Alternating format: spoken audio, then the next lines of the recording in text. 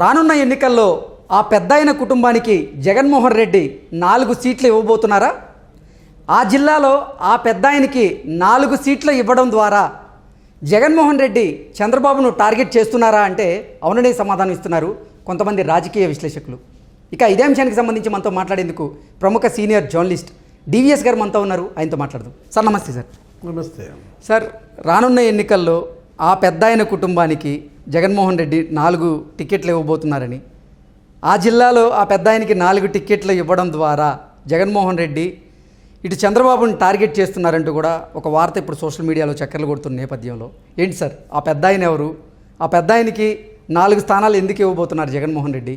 ఉన్న సిట్టింగ్ ఎమ్మెల్యేలనే 90 మందిని పైగా మార్చేందుకు యోచిస్తున్నారు జగన్మోహన్ రెడ్డి అంటూ ఒక వార్త వచ్చిన నేపథ్యంలో ఒకే కుటుంబానికి 4 సీట్లు ఇచ్చేటువంటి ఆలోచన జగన్మోహన్ రెడ్డి చేస్తారా అంటే ఏం చెప్తారు సార్? జనతా గ్యారేజ్ అని ఒక సినిమా చూశాను, జూనియర్ ఎన్టీఆర్. అదేంటి జనతా గ్యారేజ్ అంటే అదేదో మామూలు మోటార్ సైకిళ్ళు ఇవి రిపేర్లు చేసుకోవటం, మెకానికల్ షెడ్ అనుకుంటాం. వాళ్ళు వాహనాలు బాగు చేయరు, వాళ్ళు మనుషుల్ని కాజేస్తూ ఉంటారు. అవును, సెటిల్మెంట్ ఎత్తేస్తుంటారు, చంపేస్తుంటారు. ఏది జూనియర్ ఎన్టీఆర్ కూడా దాంట్లోకి వెళ్ళిపోతాడు. నీకు గుర్తుందా ఆ సినిమా? జనతా గ్యారేజ్ ఇక్కడ అన్ని రిపేర్లు చేయబడి గ్యారేజ్. అది జనతా గ్యారేజ్లో మనుషుల్ని ఎత్తేసారు, ఈ జగన్ గ్యారేజీలో ఎమ్మెల్యేలని ఎత్తేస్తున్నాడు అన్నమాట. అంటే రాజకీయ హత్యలు ఇవన్నీ కూడా రాజకీయాల్లో హత్యలు ఉండవు, ఆత్మహత్యలే అంటాం. ఇప్పుడు రాజకీయ హత్యలు ఇక్కడ చూస్తున్నాం అన్నమాట. ఏది 92 మంది ఎమ్మెల్యేలను మార్చేయటం అంటే ఆల్రెడీ 11 మంది చీటీలు జించేశాడు, అటు ఇటు మార్చాడు జగన్ గ్యారేజ్లో. ఒక 42 మంది లిస్ట్ తయారవుతుంది, ఇవాళ సజ్జలేదా అని ప్రెస్ మీట్ పెట్టి రిలీజ్ చేస్తాడు. ఇంకో 42 మందిని షఫ్లింగ్, కొంతమందికి మొండి చెయ్యి, కొంతమందికి స్థాన చలనము, మార్పులు చేర్పులు. జగన్ గ్యారేజ్లో బోరుకొచ్చిన వైఎస్ఆర్ కాంగ్రెస్ పార్టీ బండిని ఈ విధంగా మన మెకానిక్ జగన్మోహన్ రెడ్డి గందరగోళం చేసుకుంటున్నాడు. సరే, ఆయన కొమ్మ ఆయన నరుక్కుంటాడు, మనకేంటి సంబంధం? నా చెట్టు, నా కొమ్మ, నా గొడ్డలి నేను నరుక్కుంటా, నీకేంటి అభ్యంతరం అంటాడు. మనకేమైనా అభ్యంతరమా? కాదు కదా. యాక్చువల్గా చిత్తూరు జిల్లా అనేది గట్టి జిల్లా.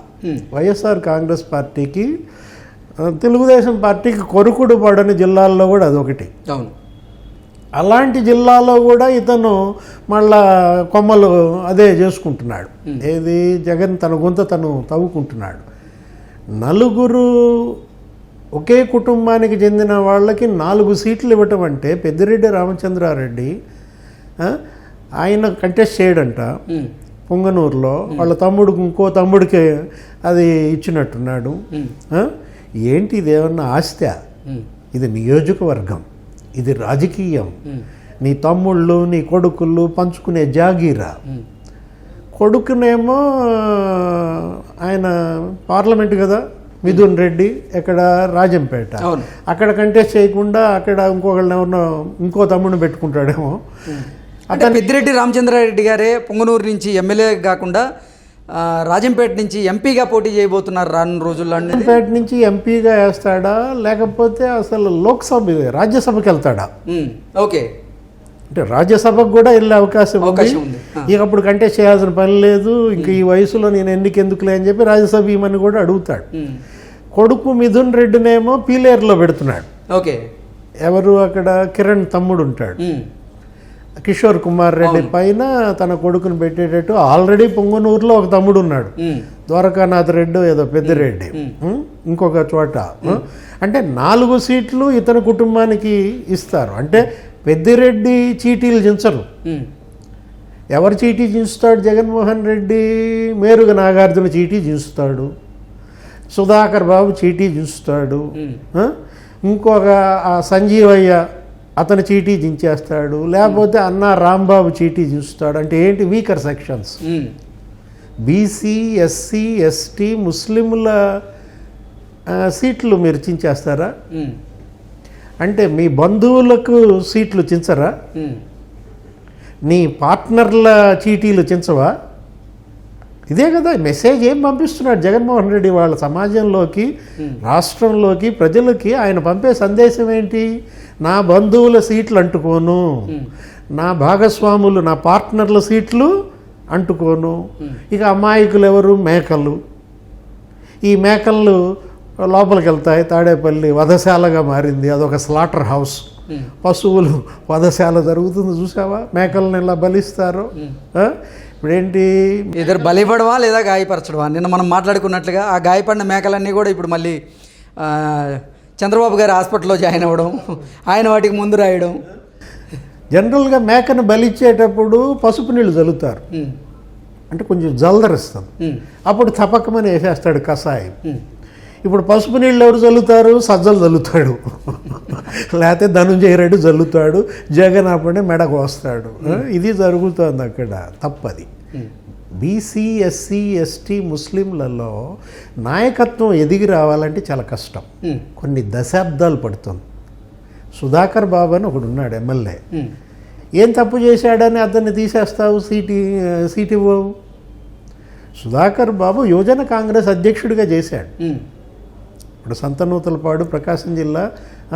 ఇప్పుడు రాజశేఖర్ రెడ్డితో కలిసి పనిచేశాడు. రాజశేఖర్ రెడ్డి అంటే వీరాభిమాని, అంటే ఎస్సీ అని అతన్ని కంటెస్ట్ చేయనీయకుండా చేస్తారా? ఇప్పుడు మీరు ఏం మెసేజ్ పంపిస్తున్నారు? నిజంగా జగన్మోహన్ రెడ్డి వ్యతిరేకత ఉంది ప్రజల్లో మీ మీద అన్నా, మీరు పోటీ ఆగండి, ఈసారి వద్దు అని చెప్పాల్సి వస్తే జగన్మోహన్ రెడ్డి మొట్టమొదట పిలిపించాల్సింది ఎవరు? మొట్టమొదట కౌన్సిలింగ్ ఇవ్వాల్సింది ఎవరికి? నీ తమ్ముడికి, అవినాష్ రెడ్డి. అవినాష్ రెడ్డి చీటీ చించుతావా? అవినాష్ రెడ్డి చీటీ చించితే నీ చీటీ చిరిగిపోద్ది. కడప లోక్సభ సీటు నీకు ఇవ్వలేను, బాబాయ్ హత్య కేసు వల్ల మన మీద తీవ్ర వ్యతిరేకత వచ్చింది, ప్రజల్లో అది మనకి చాలా చెడ్డ ఇదొచ్చింది, హంతకుల్ని నేను కాపాడుతున్నాననే చెడ్డ పేరు నాకు వచ్చింది, సిబిఐ నిన్ను A8గా పేర్కొంది, ఈసారి నువ్వు ఆగు తమ్ముడు, చిన్న అవినాష్ నీకు టికెట్ ఇవ్వను అని చెప్తాడా? చెప్పలేదు కదా, చెప్పడు కదా. నీ మేనమామ ఎవరు? రవీంద్రనాథ్ రెడ్డి, కమలాపురం ఎమ్మెల్యే, విజయమ్మ తమ్ముడు. ఆయన ఎంత మెజార్టీతో గెలిచాడు లాస్ట్ ఎలక్షన్? 2300 ఎంత ఉంటుంది. రాష్ట్రం మొత్తం Jagan wave, thundering majorities, 30,000, 25,000, 40,000. Telugu Desam పార్టీని 23 సీట్లకు పరిమితం చేసిన వేవ్ అది. అంత జగన్మోహన్ రెడ్డి వేవ్లో నీ మేనమామకు వచ్చిన మెజార్టీ ఎంత? 2,300తో చావు తప్పి కన్నులొట్టబోయి బయటపడ్డ కమలాపురం ఎమ్మెల్యే రవీంద్రనాథ్ రెడ్డి సీటు మార్చవా? పిలువు ఆయన కూడా కౌన్సిలింగ్కి. 100 నుంచి 2,000 లోపల గెలిచిన వాళ్ళు కనీసం ఒక 30 మంది ఉన్నారు. ఇప్పుడు 700తో గెలిచాడు కరుణాకర్ రెడ్డి, ఎక్కడ? తిరుపతిలో. కరుణాకర్ రెడ్డి సీటు మార్చవు, ఒకవేళ మార్చినా కొడుక్కి ఇస్తావు. భూమన్న అతను ఎవరో ఉంటాడు కదా, కరుణాకర్ రెడ్డి కొడుక్కేమో తిరుపతి సీట్ ఇస్తాడంట. ఎందుకని? నీ బంధువనా? అంటే మీ చుట్టాలకు ఒక న్యాయం, నీ పార్ట్నర్లకు ఒక న్యాయం, ఆ పిచ్చి మేకలకు ఒక న్యాయమా? అమాయకుల వాళ్ళు. అశోక్ బాబు అనేవాడు ఎక్కడ? అతను ప్రకాశం జిల్లాలో కంటెస్ట్ చేశాడు, కొండెపి. అతన్ని తీసుకొచ్చి వేమూరులో పెడతాడు క్యాండిడేట్గా. ఎక్కడ వేమూరు, ఎక్కడ? అంటే జిల్లాలే మార్చేస్తావా? అంటే జగన్మోహన్ రెడ్డి తెలివైన వాడు. ప్రజల్లో తీవ్ర వ్యతిరేకత ఉంది అతని పరిపాలన పట్ల. అతని పార్టీని ఎట్టి పరిస్థితుల్లో ఓడించాలని ఇవాళ ప్రతి ఒక్కళ్ళు కంకణం కట్టుకున్నారు. బీసీ, ఎస్సీ, ఎస్టీ, ముస్లింలంతా కూడా తీవ్రమైనటువంటి అసంతృప్తితో ఉన్నారు. ఇప్పుడు ఏ అసంతృప్తి వల్ల కేసీఆర్ ఇక్కడ ఓడిపోయాడు? యువత, అన్రెస్ట్, నిరుద్యోగం తీవ్రంగా ఉంది. మీరు ఇందాక చెప్పినట్లుగా కుటుంబ పాలన కూడా ఒక కారణం.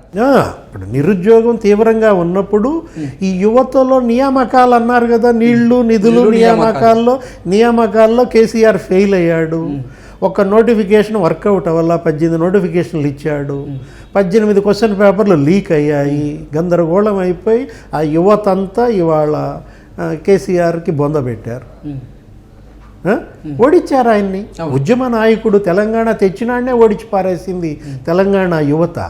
ఆంధ్రప్రదేశ్ యువత సేమ్ సిట్యుయేషన్. నీకు జాతీయ స్థాయిలో అన్ఎంప్లాయ్మెంట్ 14% ఉంటే ఆంధ్రప్రదేశ్లో 24%. అంత పెరిగింది నిరుద్యోగం.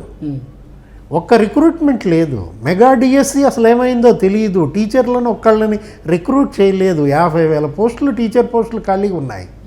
2,30,000 పోస్టులు భర్తీ చేస్తానన్నాడు. ఒక్క పోస్ట్ కంప్లీట్ చేయలే, ఫిల్ చేయలేదు.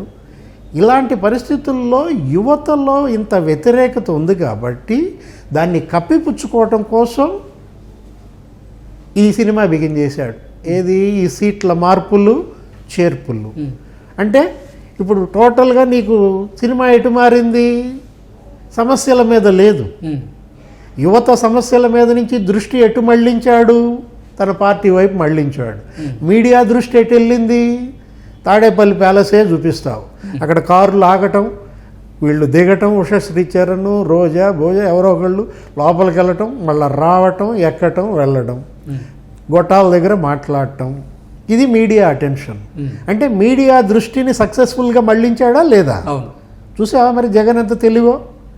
ప్రజల దృష్టిని మళ్ళించాడు. సార్, కానీ అసలు సొంత నియోజకవర్గంలోనే వ్యతిరేకత ఉన్నప్పుడు ఆ నేతల్ని తీసుకెళ్ళి మళ్ళీ వేరే నియోజకవర్గంలో నిలబెడితే గెలిచేటువంటి పరిస్థితి ఉంటుందా? మరి ఆయన తెలివితేటలు ఇక్కడే ఈ విషయంలో ఏమయ్యాయి అంటే ఏం చెప్తారు? అదే కదా, కన్ఫెస్ చేయలేనప్పుడు కన్ఫ్యూజ్ చేసి పారాయి. ఓకే, గందరగోళం చేసేసావనుకో, నీకు గందరగోళం. ఇప్పుడు రేపు ఎలక్షన్ కూడా గందరగోళం అయిపోద్ది. రేపు ఓటర్ని గందరగోళం చేస్తారు. ఇప్పుడు ఈ దొంగ ఓట్లు ఇవన్నీ కూడా అదే కదా. గందరగోళం చేసైనా గెలవాలి అనే దీంట్లో జగన్మోహన్ రెడ్డి వెళుతున్నాడు. ఆ గందరగోళం ఇవాళ రాష్ట్రం మొత్తం చెల్లా చెదురు చేశాడు. 5 ఏళ్ల పరిపాలన చిందర వందర. ఏంటి రాష్ట్రం చిందర వందర. ఇప్పుడు ఏం చేస్తున్నాడు? పార్టీని చిందర వందర చేస్తున్నాడు. ఈ ఎమ్మెల్యేలనటు ఆ ఎమ్మెల్యేలనిటు కౌన్సిలింగు పాడు పంగలగట్ట. రైతుల సమస్యల మీద లేదు. ఇవాళ రైతులు ఖరీఫ్లో 56 లక్షల ఎకరాల్లో పంటలు లేవు. ఎంత దిగుబడి కోల్పోయారు? కరువు 30 లక్షల ఎకరాల్లో, భారీ వర్షాలు వరదలు 26 లక్షల ఎకరాల్లో, 56 లక్షల ఎకరాల్లో పంట పోయిందే. రైతు అల్లాడుతున్నాడే. మీడియా దాని మీద ఫోకస్ చేస్తుందా? మీడియా దేని మీద చేస్తోంది? తాడేపల్లి ప్యాలెస్, వెళ్ళే ఎమ్మెల్యేలు, వచ్చే ఎమ్మెల్యేలు, ప్రెస్ మీట్లు. ఓకే సార్, మరి జగన్ మాయని ఓటరు నమ్మేటువంటి పరిస్థితి ఉందా అంటే ఏం చెప్తారు? జనం మాయ ప్రారంభమైంది. జగన్ మాయ నుంచి జగన్ మాయకి కౌంటర్గా ఇప్పుడు జనం మాయ కమ్ముకుంటోంది ఆంధ్రప్రదేశ్ని. ఇప్పుడు ఇక జనం అసలు మాయగాళ్ళుగా మారారు. జనం మాయ ముందు జగన్ మాయ చిత్తు. ఓకే, జనం చేసే మాయ ముందు జగన్ మాయ కాదు, ఇక ఎవరి మాయ అయినా చిత్త అయిపోతుంది. ఎందుకంటే ప్రజలంత తెలివిగలాళ్ళు. 5 ఏళ్ళు పరిపాలన నీకు ఇస్తే నువ్వే ఇంత తెలివితేటలు చూపిస్తే అన్నేళ్ల నుంచి ఓట్లేస్తున్నారే, ఇంతమందిని ముఖ్యమంత్రులను చేశారే, వాళ్ళకెంత తెలివితేటలు ఉండాలా?